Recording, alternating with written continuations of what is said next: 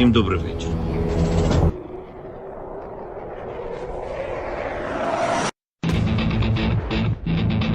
On behalf of the brave,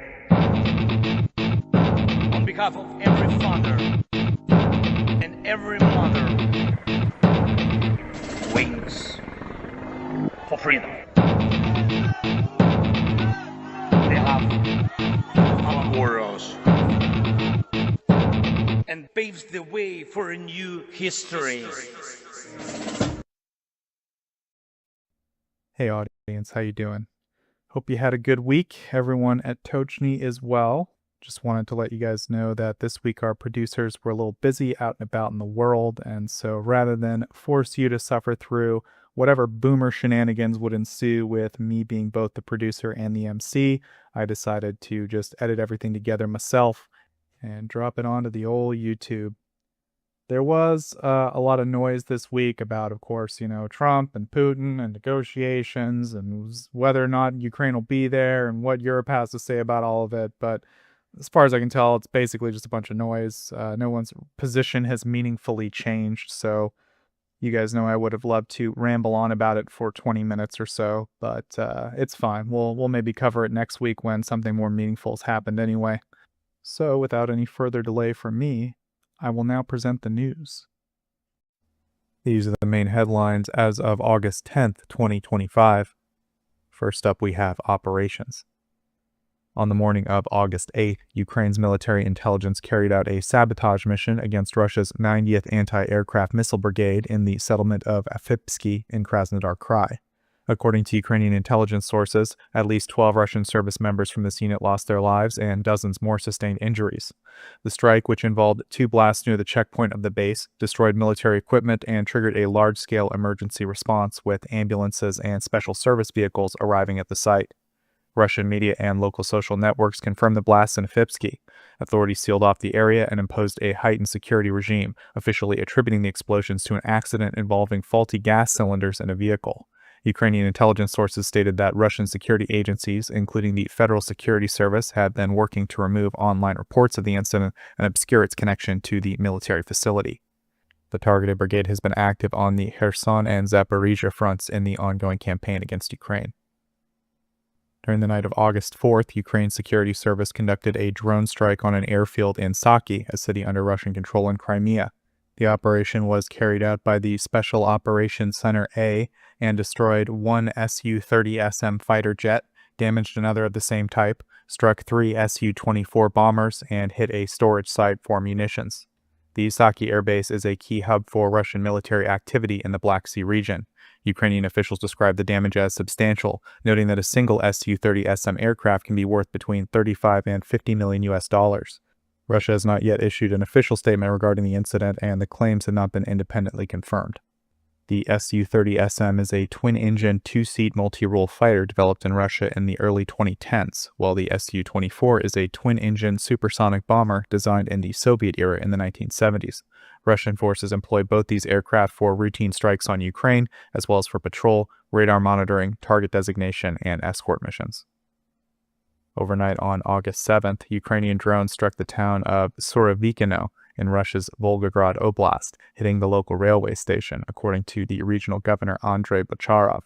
Footage shared by residents and verified through geolocation by the Russian telegram channel Crimean Wind appeared to show large flames coming from the site.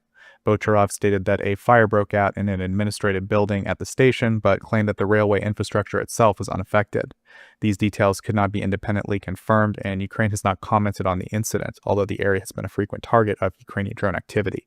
The Surovikino railway station is used as a logistical hub for transporting military supplies to frontline areas and occupied territories. Ukrainian forces destroyed a concrete bridge in Russia's Belgorod region that had been a key route for moving Russian military equipment and personnel in the border region. The operation was carried out by the 3rd Heavy Mechanized Brigade, also known as the Iron Brigade, marking its first use of an FPV drone to target infrastructure of this type. Ukrainian reconnaissance units identified that the Russian military had mined the bridge with a TM-62 anti-tank explosive to guard against a potential Ukrainian advance. An FPV drone carrying an explosive charge was then flown onto the bridge, triggering the mines. The resulting blast demolished the structure. According to the open-source analysis Blinska, The bridge was located near the village of Nova Petrovka in the Belgorod region. Strike drones hit an oil storage facility near Milarovo in Russia's Rostov region on August 8th, sparking a major fire. The incident was reported by Astra and supported by NASA firm Satellite Data, which detected a large blaze east of the city. Videos shared on local social media showed thick black smoke rising from the site. The regional head stated that a gasoline tanker had caught fire following a UAV strike. According to Astra, the affected location contains the oil depot of JSC PEC Airton in the Severny Sad village, as well as the SG Trading liquefied gas base near the E115 highway. The Airton complex is involved in the sale and distribution of petroleum products. While Russian sources have claimed the facility is no longer active, 2025 satellite images show the presence of railway tank cars, fuel storage tanks, and trucks on the premises. A member of the People's Resistance of Ukraine guerrilla movement infiltrated a Russian military base in the Tver region and planted explosives under an Mi-28 attack helicopter. The target was located at the 344th Center for Combat Use and Retraining of Army Aviation Flight Personnel near the city of Torzhok. The operative placed 2 small explosive charges beneath the helicopter's landing gear struts while it was parked in an open area near the runway. Although the detonation itself was not recorded, the group released footage showing the placement of the devices. They claimed the Russian military suppressed information about the breach and the subsequent sabotage. As evidence of the mission's success, the group pointed to accounts from local residents who reported hearing explosions and seeing smoke in the vicinity of the airbase on May 31st. Open-source analysts have confirmed that a radar damaged in a recent Ukrainian drone strike in Russian-occupied Crimea was part of the advanced S-500 Prometei air defense system. The confirmation came after footage released by Ukraine's defense intelligence showing the special unit Primari targeting radar stations across the peninsula was examined by the Cyberboroshno investigative group. The analysts initially thought the target was a 96L6 radar from the S-400 system, but later determined based on its design features that it was the 98L6 Yenisei radar, the standard component for the S-500. The system, which underwent trials in 2020 and entered into service in April 2021, uses a multi-element active electronically scanned array resistant to jamming, capable of detecting and tracking both aerodynamic and ballistic objects at ranges of up to 600 kilometers and altitudes of up to 100 kilometers. The information is relayed to a command post for integration with other air defense assets. The radar is mounted on a 4-axle MZKT chassis and features a rotatable antenna unit and equipment container. While it shares similarities with the 96L6E radar, it uses a different antenna design and can operate in either a full 360-degree coverage or a narrow sector mode. The narrow mode improves detection of ballistic targets. The Ukrainian drone struck the Afipsky oil refinery in Krasnodar Krai. The blaze engulfed a gas and gas condensate processing unit before being extinguished around 8:30 a.m. local time.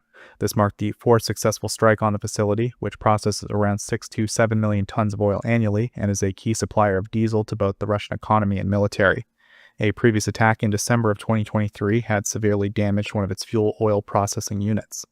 The region's governor also confirmed other strikes, including a naval drone attack near Novorossiysk, a city that hosts a major port and oil terminals. In Slavyansk na Kuban, a UAV hit military base 61661, sparking a large fire, according to Astra. A modernized Z-137 agro-turbo light aircraft adapted for air defense missions was recently seen flying over Ukraine.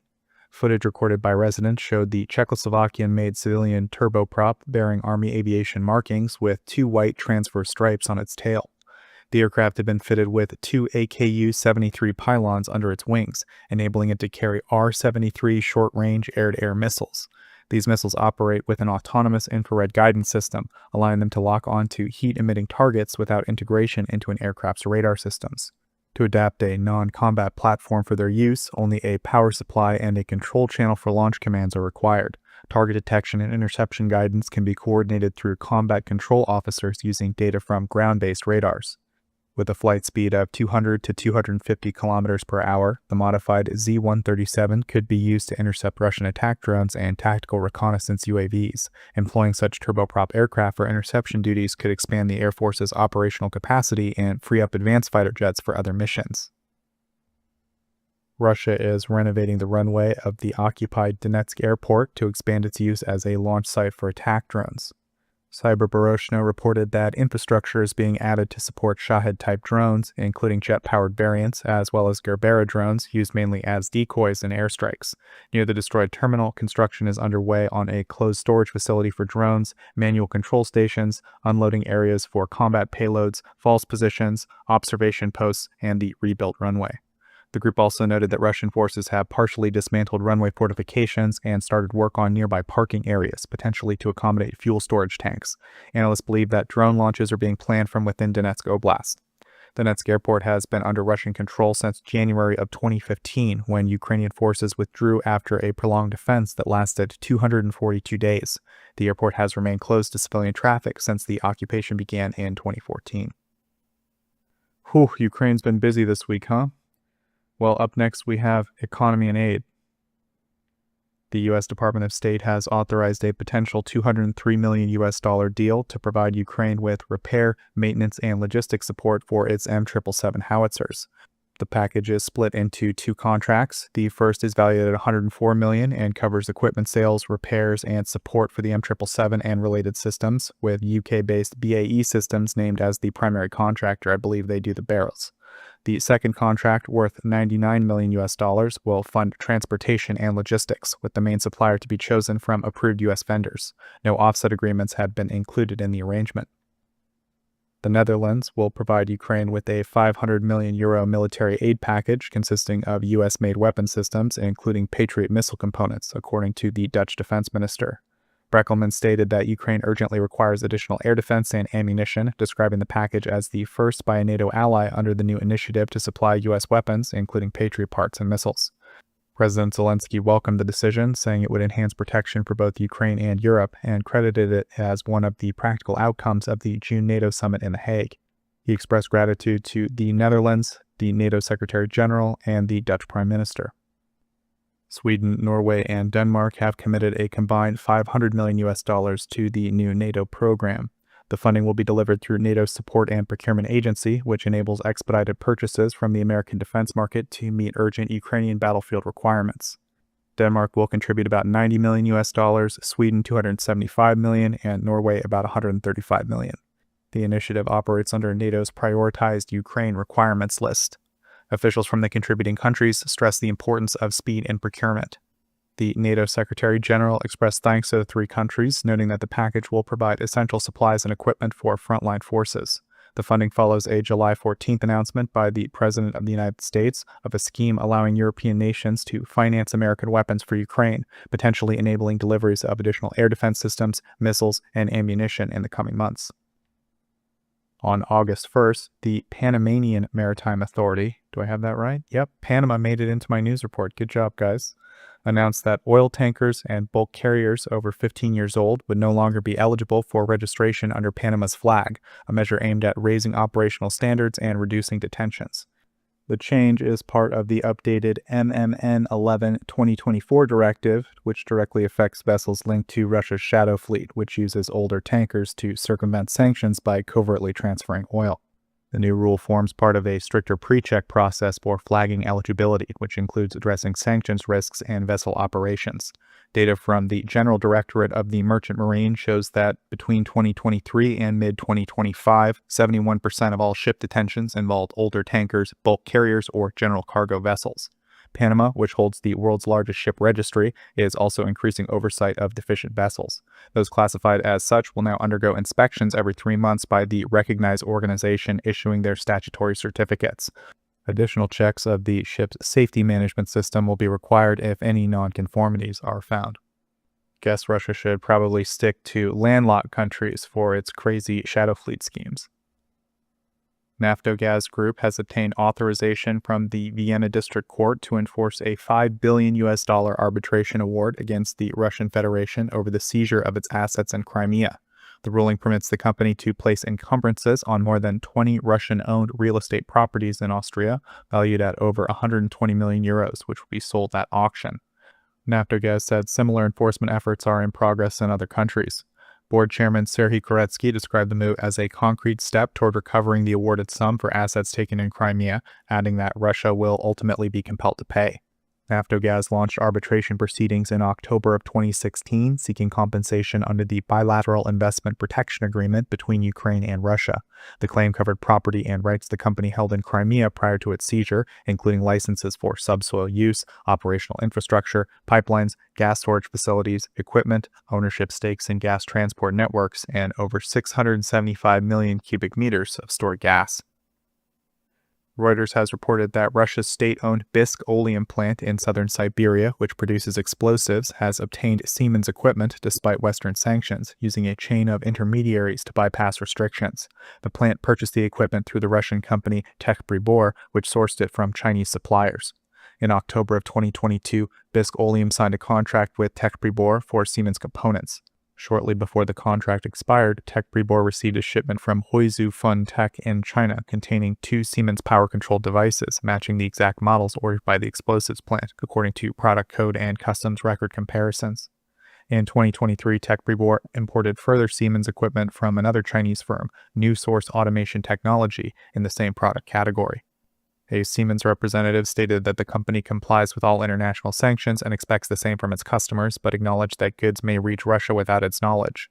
The imported automated machines are essential for Russia's defense sector, allowing greater ammunition output with fewer workers, a critical factor amid severe labor shortages.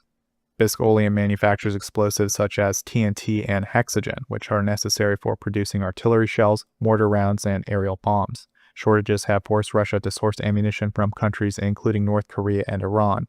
In May 2025, reports indicated a major expansion at the plant to establish hexogen production with a planned annual capacity of 6,000 tons by the end of 2025, enough to fill an estimated 1.25 million 152mm artillery shells. Up next, we have international relations. Russia's foreign ministry announced that it is ending its unilateral ban on deploying intermediate-range missiles, citing what it described as increasing threats from the U.S. and other Western countries. The moratorium had been in place since 2019, when the U.S. withdrew from the 1987 Intermediate-Range Nuclear Forces Treaty, which prohibited land-based missiles from ranges of 500 to 5,500 kilometers. Washington left the treaty after accusing Moscow of violations. Russian Security Council Deputy Chairman and town drunk Dmitry Medvedev described the decision as a consequence of NATO's, quote, anti-Russia policy and warned of further measures. Ukraine's Prosecutor General's office announced on August 7th that the head of the detention center number 2 in Taganrog in Rostov Oblast has been charged in absentia over the abuse and death of Ukrainian journalist Victoria Roshchina. The official, whose name has not been disclosed, is accused of directing mistreatment of Ukrainian detainees, including civilians, with Roshchina among the victims. Roshchina was detained by Russian forces in occupied Zaporizhia Oblast in 2023 and transferred to the Taganrog facility. Investigators say she was subjected to physical assaults, humiliation, threats, denial of drinking water and medical care, prohibition from sleeping or sitting during the day, and other forms of psychological pressure aimed at forcing her cooperation with prison authorities. The suspect is charged with the inhumane treatment of civilians and an intentional disregard of the Geneva Convention and related norms. A conviction could carry a prison sentence of up to 12 years, but I think it's more likely that they have a new appointment with the SBU. The Russian-installed Education and Science Ministry in partially occupied Luhansk has released an online database presenting 294 Ukrainian orphans as available for adoption. Profiles cover children under 17 and include names, photographs, and short descriptions of personality and interests. The site allows users to filter by gender, age, eye, and hair color, and whether the child has siblings. Mykola Kuleba, the head of the Save Ukraine organization, condemned the database. He said many of the children were Ukrainian citizens born before Russia's occupation of Luhansk, with some orphaned by Russian attacks and others given Russian documents to justify their relocation. Novaya Gazeta reported that a similar adoption listing appeared in 2021 on the website of the self-proclaimed Luhansk People's Republic Labor Ministry. And that's it for the main items this week. We will now move to the next. Hello guys, as always, I will now present this week's most important news from Germany regarding Ukraine. And just in advance, I want to say sorry for maybe coughing once or twice during this segment, because I I'm dead serious, sick, and have a cough, which means I'm basically dead tomorrow. And yeah, just a heads up. So we are starting with a donation of humanitarian aid I wrote about on Thursday. In cooperation with the transport company Regionalbus Leipzig GmbH, the German city of Borna has handed over 4 modern and well-equipped buses for passenger transport to its Ukrainian twin city of Irpin. On the same day, I reported, based on an interview between the FAZ and Major General Mike Keller, the deputy commander of the NATO Security Assistance and Training for Ukraine, that a few months ago, Russia managed to severely damage a MIM-104 Patriot radar unit in Ukraine. It was brought back to Germany, where the industry determined that it's a total loss which can't be repaired, since it would take a few years to replace it with a newly bought and newly built radar. Experts from the German Luftwaffe tried to actually repair it themselves and actually managed to accomplish it by spending around 16 hours a day from Monday to Saturday for an unspecified number of weeks. In July, the radar unit was delivered back to Ukraine and is already operational. Just last week, the first Russian target was intercepted by utilizing this very radar unit. So, major success story. And last but not least, on Friday, let me just drink a second. On Friday, it became known, thanks to another interview of Major General Mike Keller, that the Bundeswehr extended its protection of a logistical hub in Poland, essential for the support of Ukraine, with 2 Patriot batteries for another around 6 months, meaning that the Bundeswehr will be protected until around the end of the year, which is also very, very good news. And yeah, that's it for my segment. So back to you, Joseph. Okay, so we're just here today to have Stanimir provide his weekly report on the Russian economy, as we always do. So Stanimir, I'll go ahead and turn it over to you. Yeah, I'll start with the big news from this week, which was for the first 7 months of 2025, so up to July and including. The Russian budget deficit grew to 4.9 trillion rubles, which is close to 20% of all spending. Usually in past year, it had grown in the previous month and then shrunk to just 1 trillion by July, but this year it kept growing. So over July, it grew by another 1.2 trillion rubles, and this is because Russian revenue grew by only 2.8%, while Russian budget spending grew by over 20%. And primarily revenue grew because of other taxes, because oil and gas revenues actually dropped by 18.7% this year for the first 7 months.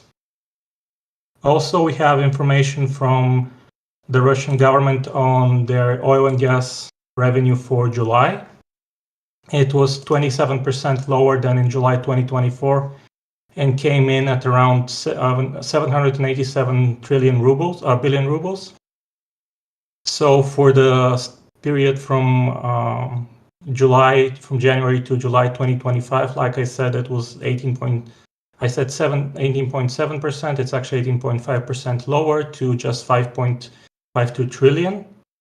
Now there is a jump from June to July in revenues from oil and gas by 59%, but this is because July is one of the 4 months in the year when there's additional taxes that are paid once every 3 months. So it had 302 billion rubles in those taxes. And even then, its oil and gas revenues were 292.5 billion rubles higher than in June 2025. The average on which the Ural oil price was calculated for July was $59.8 per barrel versus $69.6 per barrel in July 2024. This is the price for the previous month, so we're comparing June versus June 2024 Ural oil prices. This is again better than May, when the oil price was $52.1 per barrel. The July price is calculated even higher at $60.4 per barrel, but it has to be said that the ruble is going to be also a bit higher at 78 rubles per dollar in June versus 80.5 rubles per dollar in May. Again, we're talking a bit higher than before. For comparison, in June 2024, it was just 88 rubles per dollar. So that's one of the big issues for the Russian government. The ruble is too strong for them to cover their ruble expenses. And the other thing that we saw when talking about the budget is that the National Welfare Fund, the end of August, actually decreased when it comes to the liquid part. It dropped from 4.13 trillion rubles to 3.95 trillion rubles. So if we look at the actual funds in the National Welfare Fund that can be used for the budget deficit, they'll still be short 1 trillion rubles when it comes to the budget deficit so far for the year. And I want to point out that this budget deficit is after they factor in borrowing, which is on pace to be 4.5 trillion rubles worth of domestic debt issued for the year. Also, we had the services PMI came in, and for the second month in a row, it contracted. So in June 2025, it was 49.2%, a modest contraction. In July 2025, it accelerated to 48.6%, 48.6 points. Again, values below 50 are contraction, values above 50 are an expansion. Another interesting story was that Russian Railways introduced 2 additional days off for its workers in the month of August. These are unpaid days off, but because of the decrease in traffic that they have for freight traffic specifically, they're offering their employees at the HQ and the railway road management division, which is the dispatchers or the planners for the big train compositions. So these guys are getting time off because there's not enough freight for them to direct or manage. Also, we saw that the Russian government wrote off another 29 billion rubles in regional debt for another 12 regions. This is something that they're doing regularly now, as the regions are having more and more debt now that they're funding part of the war effort. So you can view this as a way for the government to spend more on defense, even though it's not directly defense. And interesting news, which is among the major ones this week, is that for the first time in 12 years in Russia, SMS traffic is actually growing. Because of all the jamming of mobile internet due to the drone attacks and the frequency with which they're happening, Russian individuals and, more importantly, Russian companies are switching back to 2G communications and, in this case, SMS messages to notify customers. The final sort of big news from the week is that the Russian road construction equipment sector is struggling significantly, and it's struggling because of dumping by Chinese competitors on the Russian market. So what Russian producers are saying is that there's a big inventory buildup, and because for some categories they call it recycling fee, but it's basically a tariff for the import of vehicles. It was postponed for 2020 from 2024 from 2025 to 2026. So in October, they're expecting Chinese producers to rush in more vehicles so that they can prepare vehicles with no recycling tax to be sold for the next few years. And they expect that if the market in 2025 for excavators up to 50 tons is for 2,300 units, they have warehouses filled up with 5,000 units, so more than twice the demand for the year. And if in 2026 the market will be another 5,000 units, they expect that the warehouse stock will increase to 12,000 units. So again, for more than a year worth of sales. And they're expecting also Chinese dealerships, that is, dealerships that switch to offering Chinese road construction equipment, to just go bankrupt this year and the next because of the oversupply and the dwindling margins. And again, Russian companies are complaining that because China produces at scale, they can keep basically almost no profitability on their vehicles and still sell them at prices that are significantly lower than those of Russian equipment manufacturers. So prices for Russian road equipment, for road building equipment dropped 40% in 2025 and may drop by another 10 to 15% by 2026. And China holds a 70% market share when it comes to this, whereas domestic producers saw in 2025 their sales dropped 41.3% to 18.4 billion rubles. And they're expecting that the construction market will decrease by 30 to 35% in 2025. So this is, again, another sector where China is just dumping on the Russian market without any thought about future profitability. They just want to get things quickly now. And Russians are scared that, like I said for Avtovaz a while back, that they'll basically be drowned in a bathtub by China in this case. So the only thing that Russia can do is either individually ban equipment that's being imported, or it can increase the recycling fee. But like we saw, it was stopped due to the lack of domestic producers of significant quantity. So now we move to banking. Russian pharmaceutical group R-Pharm is taking Raiffeisenbank's Russian subsidiary to court over a claim for 347.5 million euros. Like we saw already, Raiffeisenbank paid close to 2 billion. I think it was close to 2 billion euros to a Russian company already due to an arbitration in Russian courts. I'm not expecting that they managed to win this case, because Russian arbitration courts have been fairly one-sided when it comes to their decisions on these cases. Similarly, UniCredit Bank's Russian subsidiary paid Ruskim Allianz 472 million euros. This followed a case in St. Petersburg and Leningrad Region Arbitration Court, and it was for non-delivery of equipment that they had backed due to sanctions. And again, sanctions being imposed is not a defense for foreign countries in Russian courts. They're considered to be acting in an illegal manner. When it comes to commodities in coal, the Russian port of Lavna is worryingly underutilized. It has shipped only 600,000 tons of coal for the first 7 months of 2025, when it has a capacity of 18 million tons. And it cost 87 billion rubles to build. It was launched in 2023, so it was fairly recently made transit point for coal, for transshipment of coal. That is now completely underutilized and is probably not making back any of the money that was invested in it. When we come to Russian oil and gas news, we have the wholesale price of gasoline A95 on Spimex, which is the commodities exchange in St. Petersburg. It hit a record high number.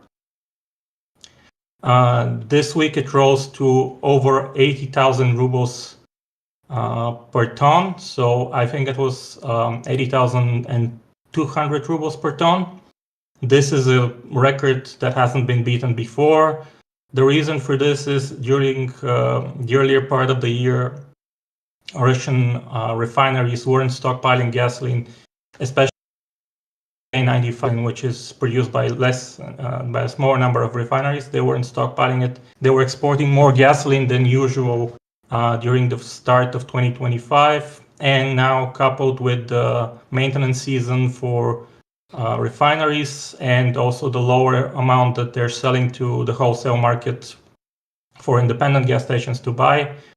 And also now that's coming into effect, the strikes by Ukrainian drones on refineries. The market is spiking, but I think that this high price was already baked in by the earlier in the year exports, not so much by the strikes. The strikes are only going to make it worse from now on, as they're only now getting to production that's going to be shipped in the following weeks. That's not happening. In the construction market, there's going to be less office space in Moscow commissioned this year than previously expected. So it's going to be only between 500,000 and 1 million square meters, so 27 to 58% lower than expected. And by 2030, it's going to drop from the expected 7.3 million square meters of office space to 5.6 million square meters of office space. And this is significant for Moscow because Moscow is the one place where you're seeing parts of the city, like Moscow city, is running out of office space. Only 1% of it is vacant right now. So that is significant for companies that want to expand their headquarters in Moscow or need to consolidate their operations. Also, construction work in Russia in ruble terms for the first half of 2025 grew by 4.3% to 7.44 trillion, 340 billion rubles, so 7,340 billion rubles. The growth was mostly because of the large infrastructure projects funded by the state, while the housing market is continuing to collapse significantly. And I have to point out that 4.3% is an absolute value, so they're practically below inflation at this point, so they're not really growing in real terms. When it comes to interesting data points, Russian sales of domestically produced agricultural machinery decreased by 32.1% in the first half of 2025. Imported agricultural machinery sales are also down by 35 to 40%, and Russian producers are still blaming the high interest rate because at 18% they consider people taking out loans to buy agricultural machinery to be too few to fuel demand. Also, during the summer, I think we already covered that, but during this summer, Rostov region's grain has fallen by 30% from what was expected. It's even lower than additional projections at 7.8 million tons of grain. And this is important, as I've said previously, this is one of the primary regions when it comes to exporting Russian grain to the rest of the world, as regions further inland often don't contribute as much and are sold domestically to flour mills. Finally, when it comes to inflation and debt, Russian official inflation for the period of 29th of July to 4th of August saw a decrease in prices, so sort of a deflation of 0.13%. So far for August, there is a 0.7% decrease in prices, and the inflation for the year is 4.37%. But I have to point out that this is a seasonal decrease in prices now as the harvest is coming in. So expect prices to start growing again once the fresh produce is out of stock and prices start to rise again when it comes to produce and other goods. When it comes to Russian debt, there were two auctions again this week. In the first auction, with the higher yield, the Russian Ministry of Finance managed to sell 85.47 billion rubles at a yield of 14.42%. And the second auction was really tiny this time, just 3.65 billion rubles at a yield of 14.05%. And I think that's it for me for this week. Thank you, Stanimir. I do just have like a couple of small questions for you. The first just involves, there was a lot of noise this week about what is being called secondary sanctions, right? The idea that India is buying oil from Russia, refining it, selling it on to someone else, that countries that are facilitating Russian goods in that manner might be targeted. Is there anything interesting being discussed in Russian press about that kind of issue, or is it mostly just the same noise we're hearing everywhere else? Well, they're more focusing on the thing that India might be stopping their spot purchases of oil, but the long-term contracts remain. So that's what they're focusing on. So we're seeing a partial freeze of ongoing purchases by Indian refineries, but we're not seeing a full stop of deliveries that were previously scheduled. So these long-term contracts still going on, and that's what they're focusing on. Also, they're focusing on the Indian refinery that Rosneft operates as a big buyer of Russian oil, which will not stop with the current sanctions, the current increase in tariff that was announced. Right. So we might see some a more like visceral reaction when the contracts expire. But I guess for now, not so much. And then my other one question was there was a report in the Moscow Times. It was from the Kremlin-linked Center for Macroeconomic Analysis and Short-Term Forecasting. And they wrote like a little article, and basically they're saying that based on the statistical data, primarily from something called the Composite Leading Indicator, that Russia is essentially headed for a recession, and there's really nothing they can do about it. Like it's already their actions have kind of led them to that point, and there's no real economic policy that could reverse it at this point. Do you like what is this center reputable? Do you kind of agree with their conclusion, or what do you think about all that? Well, I have to say that SMAC is the main think tank for macroeconomic forecasting of the Russian government. It's run by the brother of the defense minister and previous deputy prime minister, Andrei Belousov. It's run by Dmitry Belousov. It's reputable. It's still not banned for publication, so you can read what it writes freely, even if you're living outside of Russia. And they've been talking about a recession happening for several months now. That is, they've been tracking Russian civilian industry and saying it's practically in a recession. Just because we don't measure civilian and military industry separately doesn't mean that our industry sector is doing well. So they've been talking about an incoming recession for a while now. They've actually been using the word recession before everyone else. So this is a reputable source in this case. Okay, and you agree that you think that basically a recession in 2026 is inevitable, or do you think there's anything they can do to reverse that, or what do you think?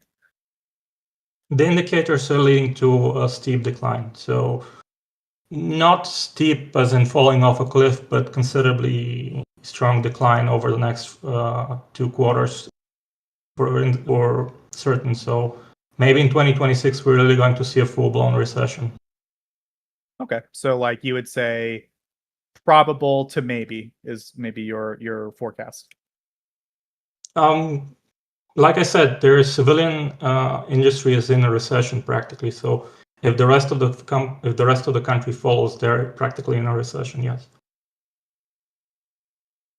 And Okay. we have to go into the thing that what it means to be a recession is that 2 quarters in a row there has to be a decrease in output and decrease in production, and that's what we've seen with civilian industry.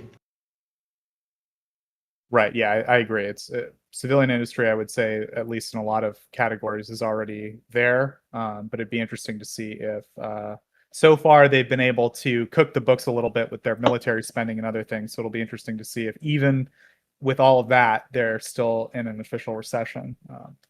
But yeah, I guess we'll find out in 2026. So yeah, thank you, Stanimir. Anything else you want to say before we part ways with the audience for the week? Well, just to add that when it comes to the military spending, it's going to hit a plateau probably this year or early next year because they can't keep pushing it any higher. There's not that much labor. When they're importing machinery, a lot of the time they're importing machinery to replace broken machinery or machinery they can't service anymore. So everyone, I think, is expecting it to plateau. And if that happens, they're in a recession. Right, and Russian military spending has been pretty much increasing. I would say, I don't know, this year it's like almost 150 billion US dollars. So it's extremely high for the size of their economy. And yeah, it seems crazy that it could possibly get any higher. So I think you're correct about that. And I think you're probably right that would take the sales out of the economy, basically. So yeah, be interesting to look.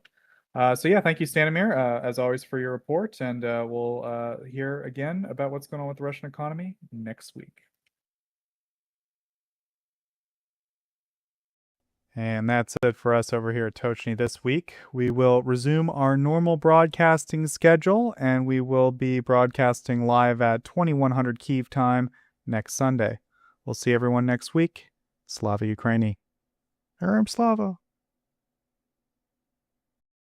On behalf of the brave.